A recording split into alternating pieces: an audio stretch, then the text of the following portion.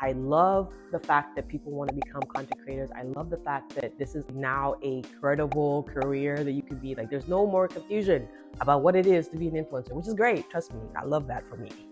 But I also want to make sure that y'all have the full picture of what this entails.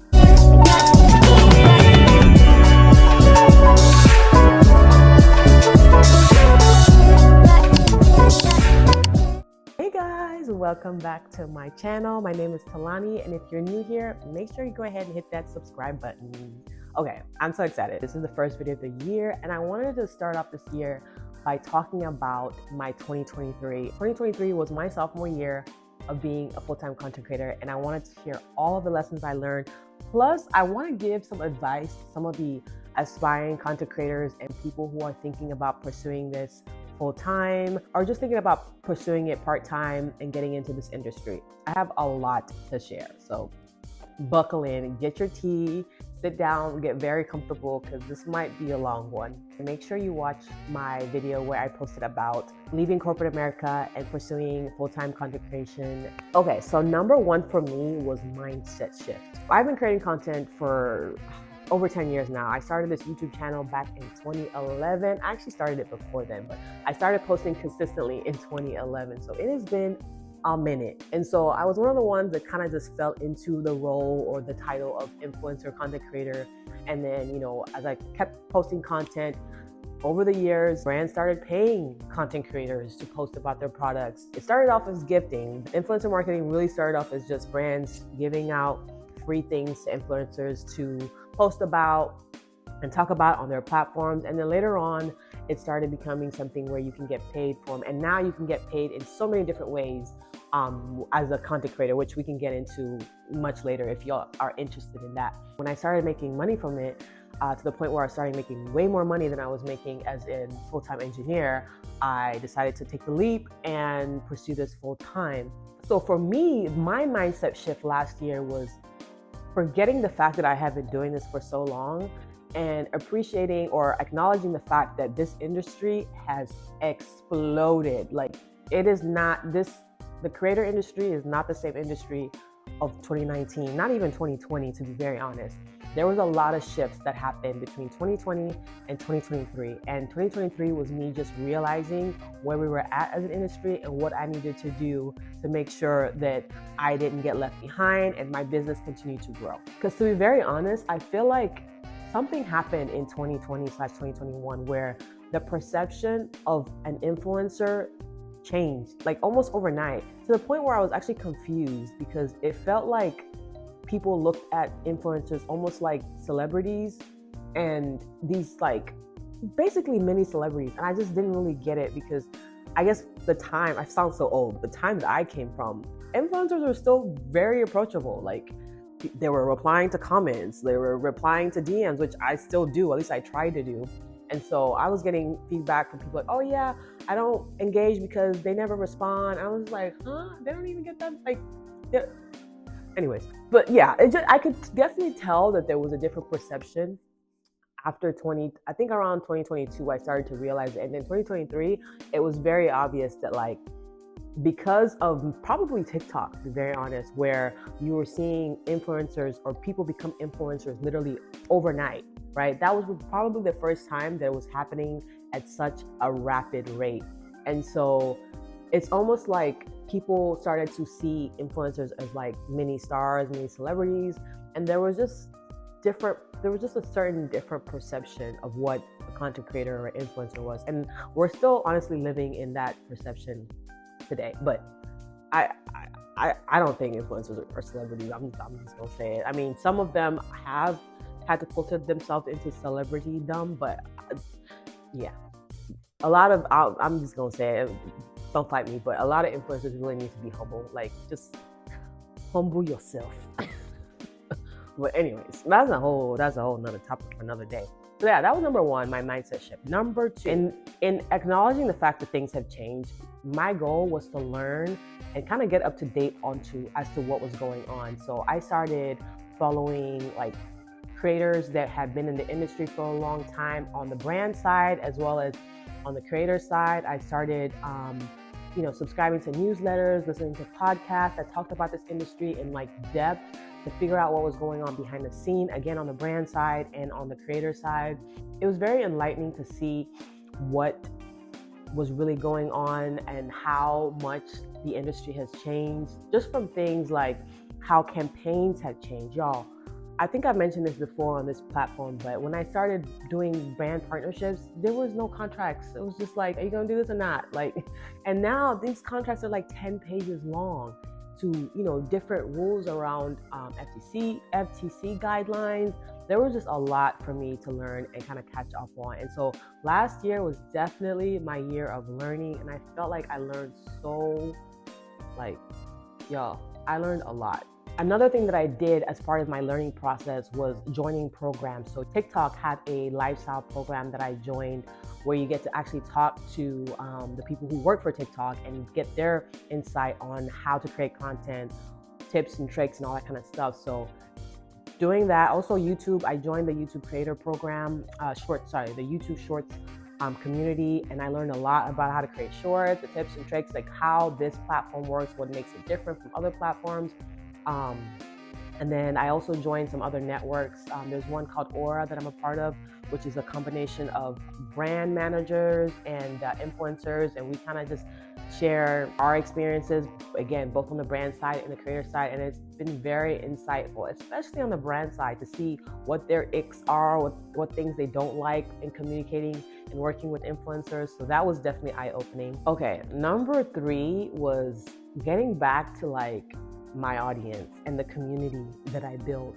I'm actually trying to improve on the relationship with my community. And for me, my mistake, I feel like, especially maybe 2022, was trying to catch up and keep up with the algorithm, right? The algorithm became very aggressive post 2020 because there was just way more content out there. And so my theory is that the algorithm was just doing things and struggling to figure out what people actually wanted to see. And so in doing that, they were focusing on things like trends. And so therefore, creators now had to start focusing on trends and making sure they're using trending audios, making sure they're doing trending things and trending challenges and stuff like that. So I was focusing more on keeping up with the algorithm and making sure my content was seen than actually fostering and growing the relationship that I had with the community that I had built over, the last 10 years.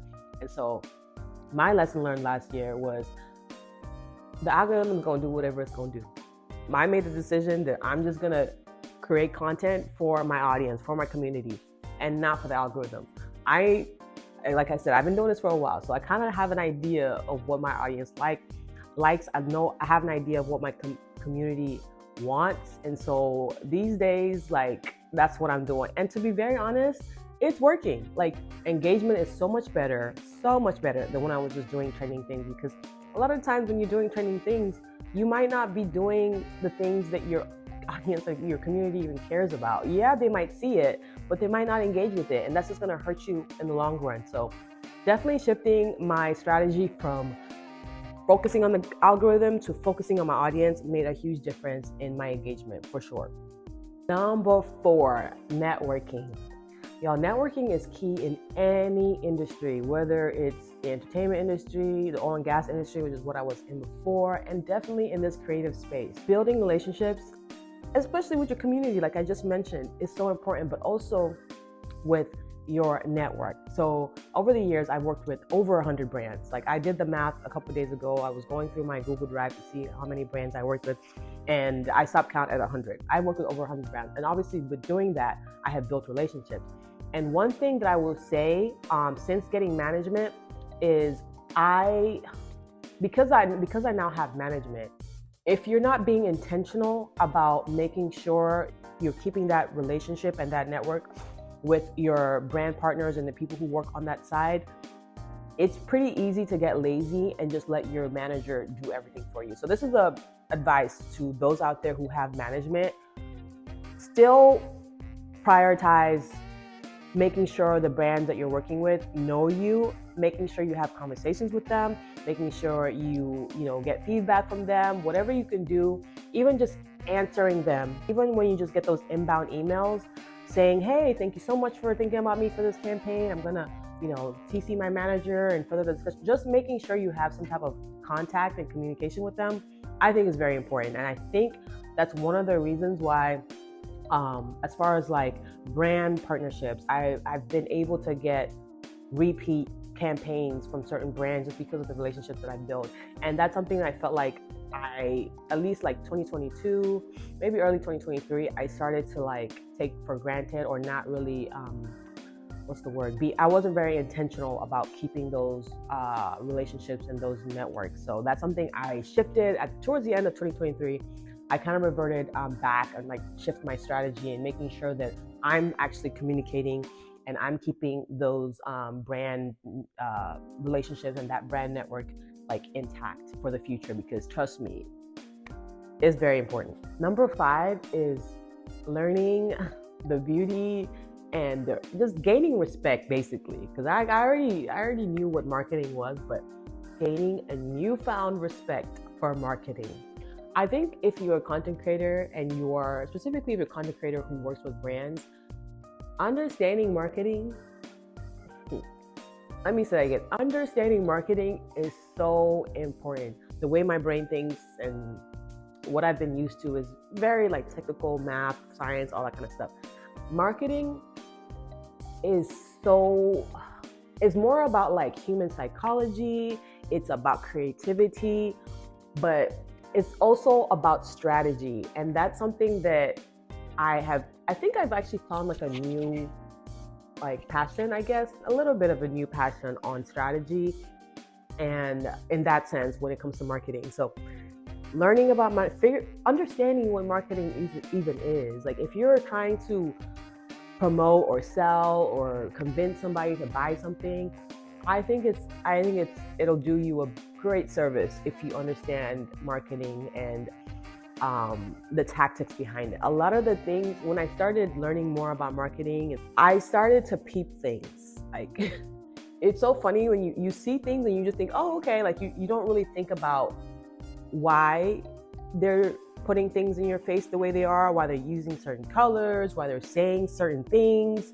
But once you start studying marketing and figuring out and understanding some of the strategies behind it, you're like, oh, I see what you're doing. Like I feel like marketing is like a mind game.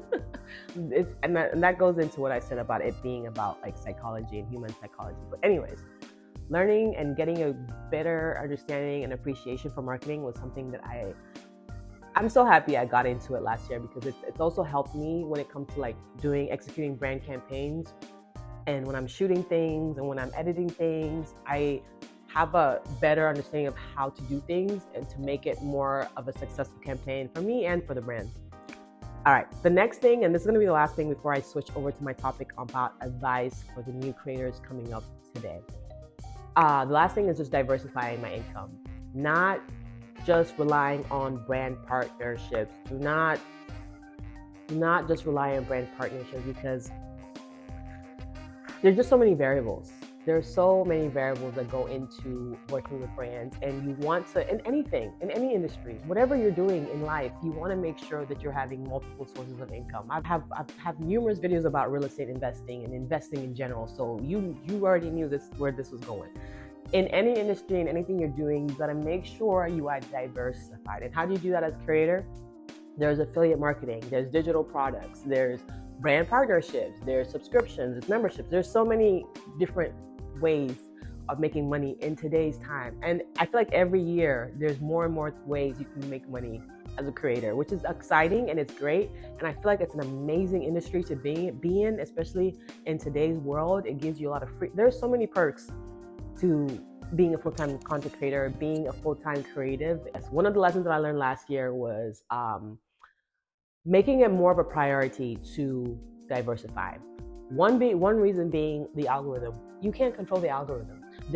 Unfortunately, there's a lot of creators that I saw last year that just stopped creating content because their content wasn't being seen. The algorithm shifted to something else.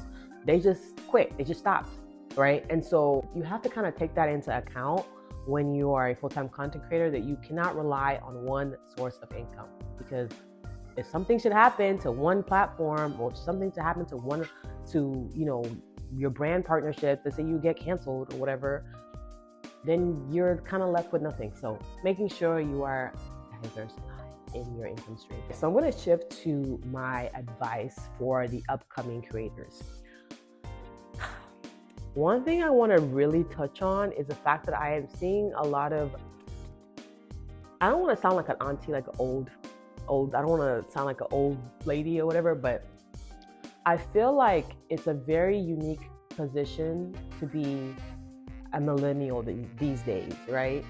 Because I feel like the Gen X's that came before us, they're definitely way more conservative. They're not as risk-taking, and this could be a whole video on its own, but they are part of the generation that doing what society told them to do kind of paid off a little bit.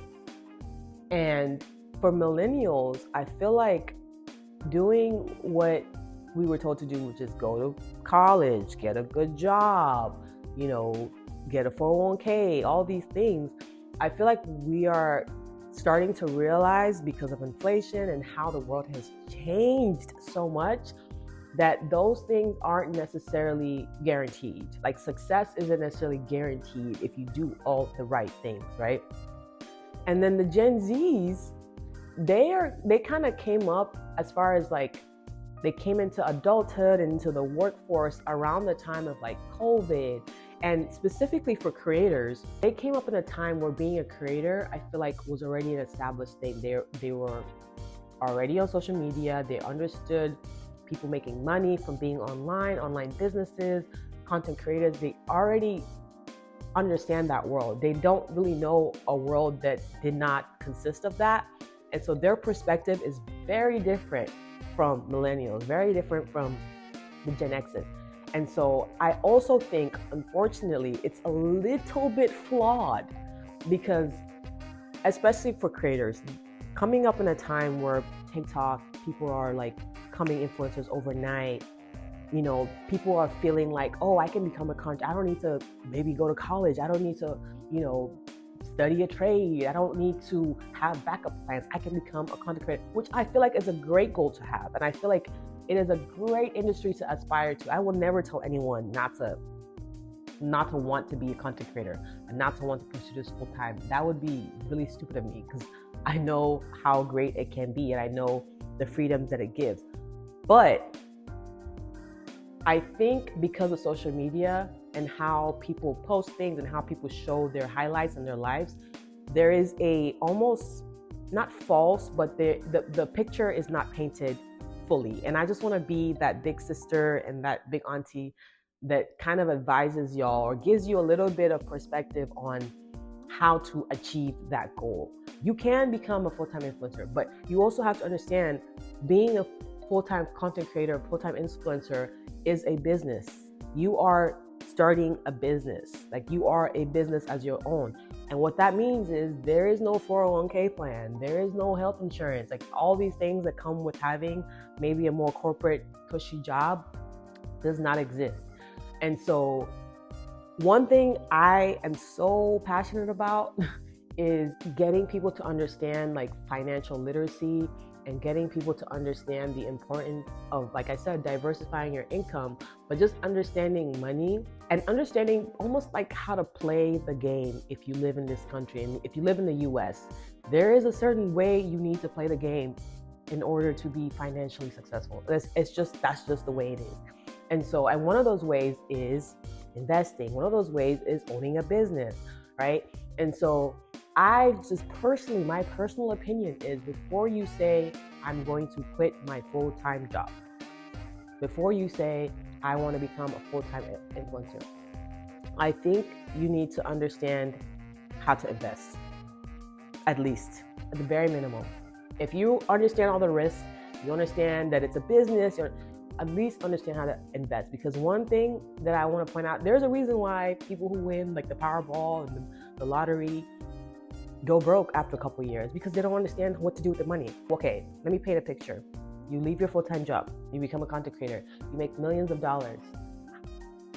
After maybe 4, 5, 6, 7, 10 years, the money dies down, or you don't want to do it anymore.